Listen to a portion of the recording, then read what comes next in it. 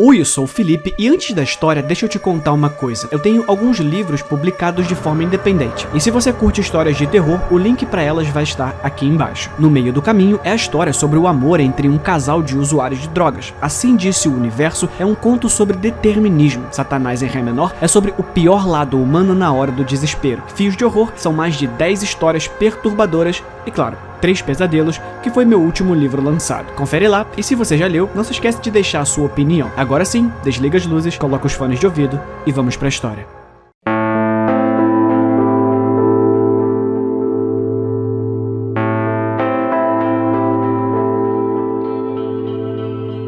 Mãe, eu preciso mesmo?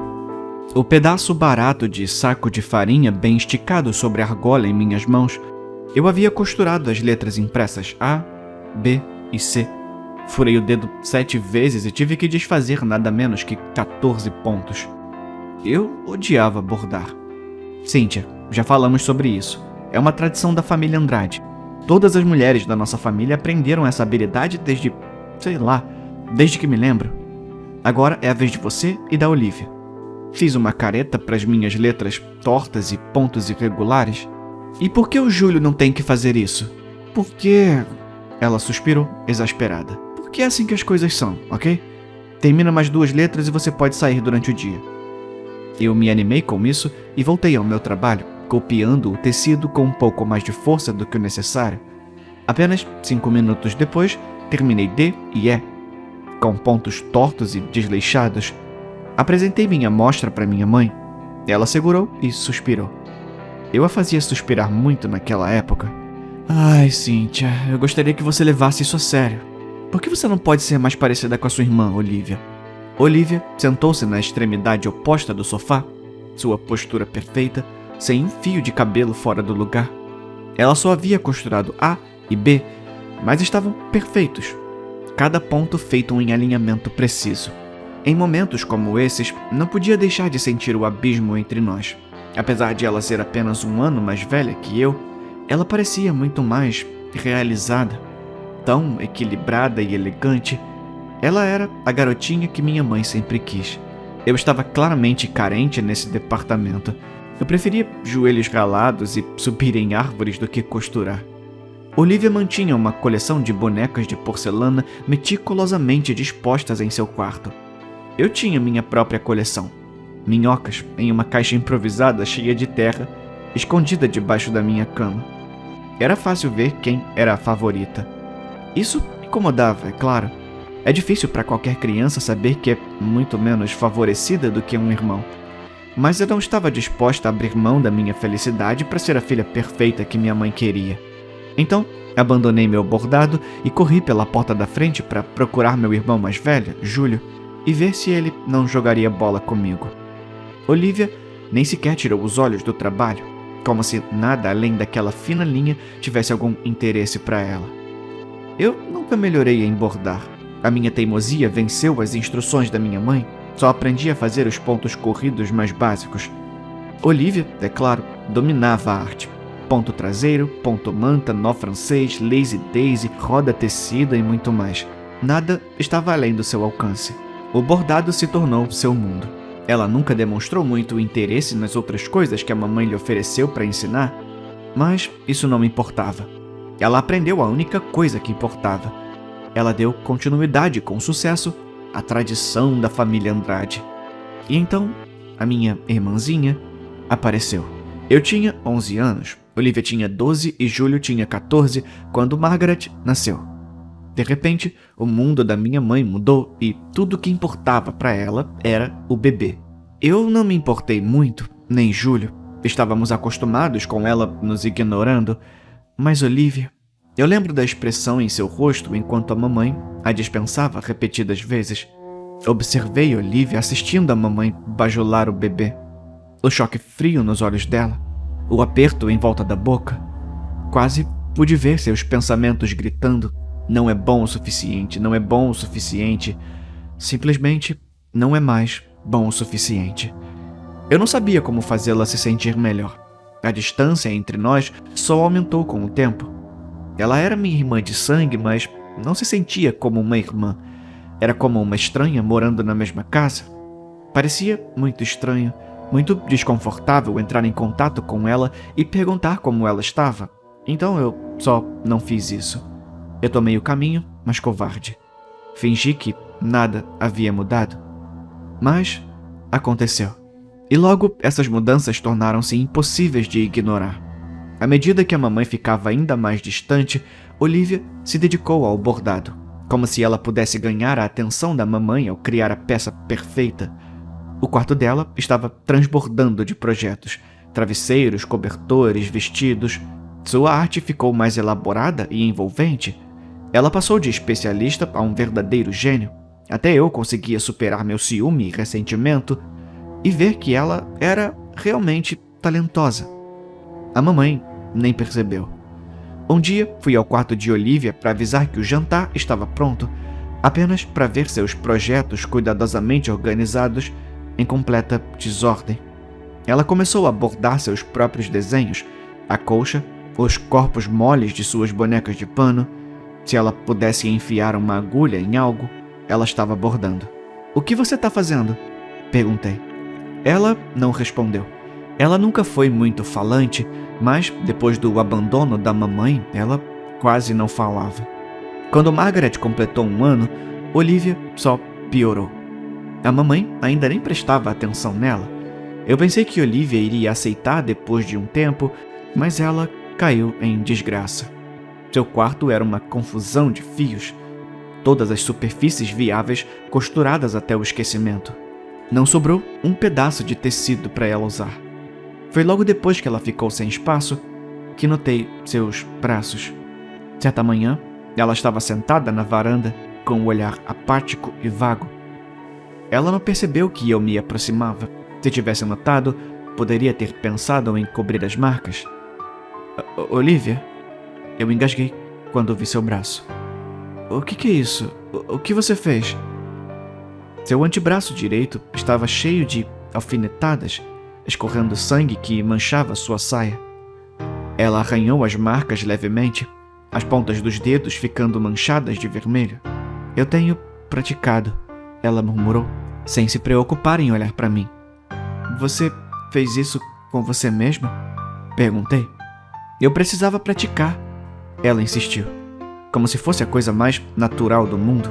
Uma visão passou pela minha cabeça então, de Olivia enfiando uma agulha e enterrando em sua pele, apertando um ponto de cetim repetidamente enquanto o sangue escorria por seu braço.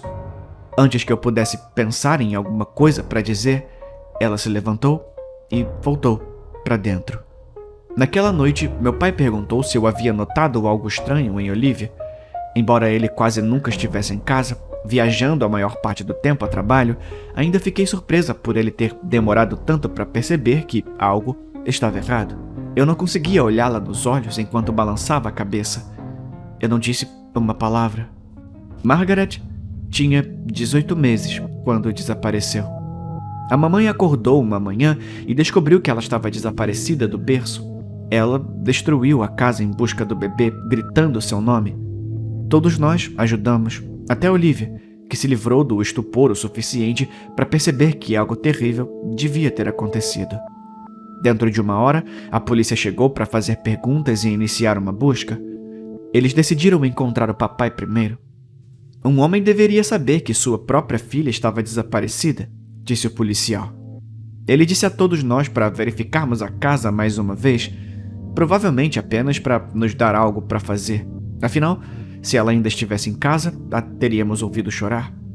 Meu pai voltou para casa naquela tarde, escoltado pela polícia.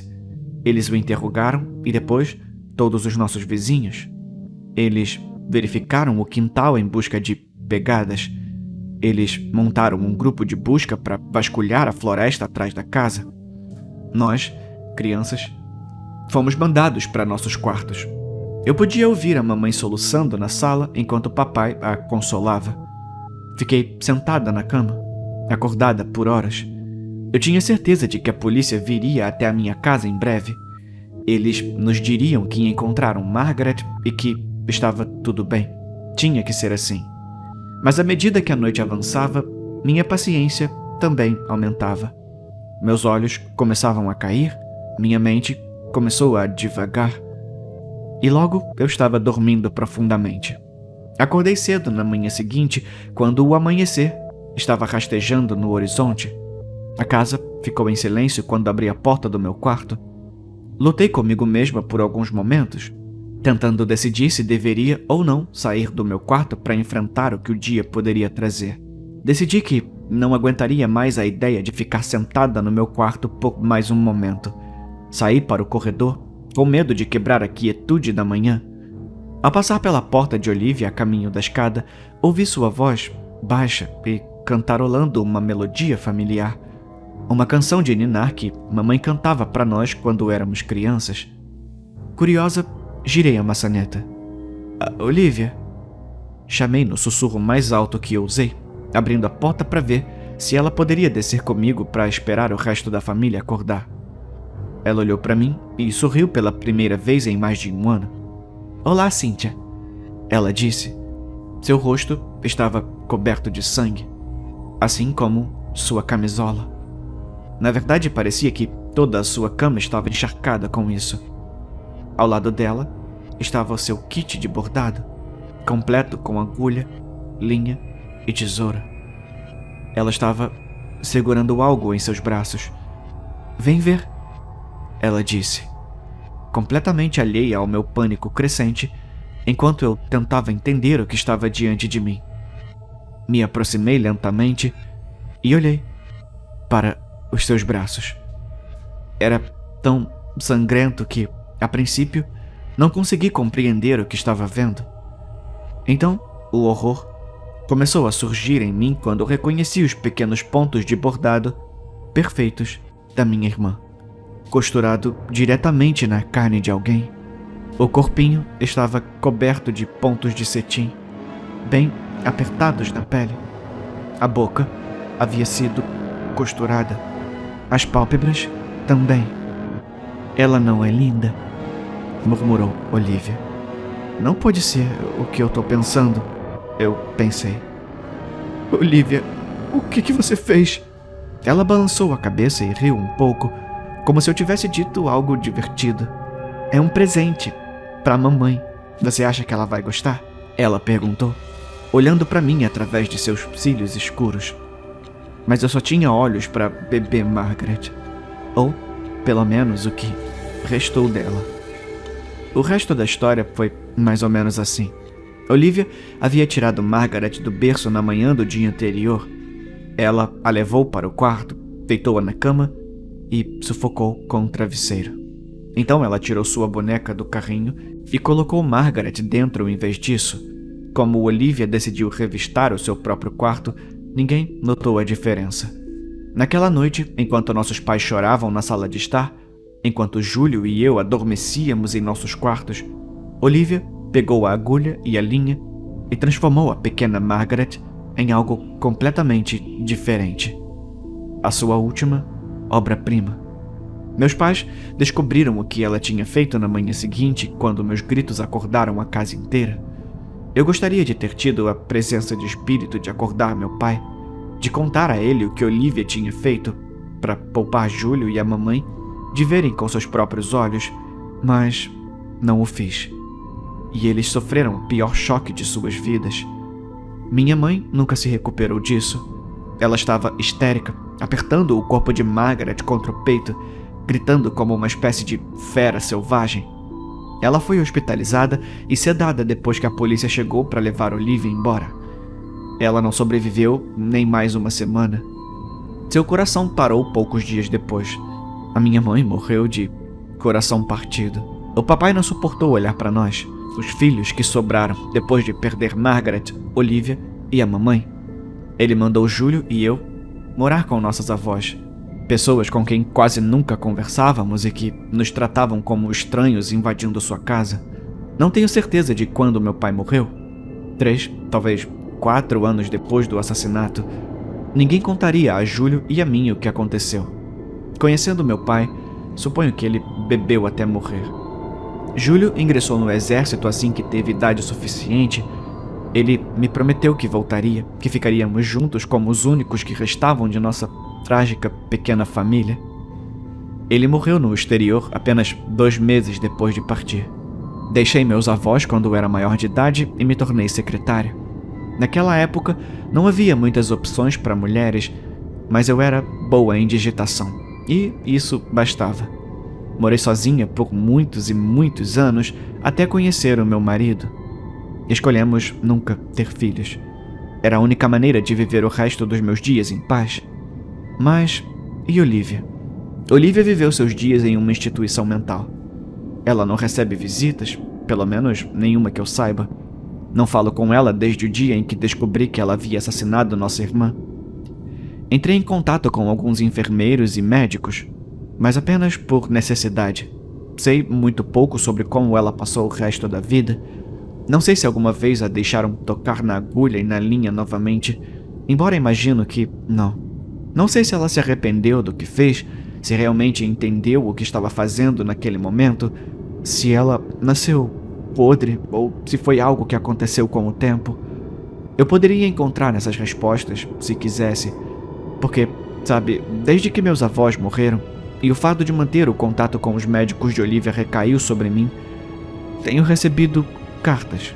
Uma vez por ano, sempre na data do aniversário do assassinato de Margaret, as cartas de Olivia chegam à minha porta. Eu nunca li nenhuma. Esse é o primeiro ano que não recebo uma carta. Foi assim que soube que ela estava morta, antes mesmo de os médicos ligarem para me avisar.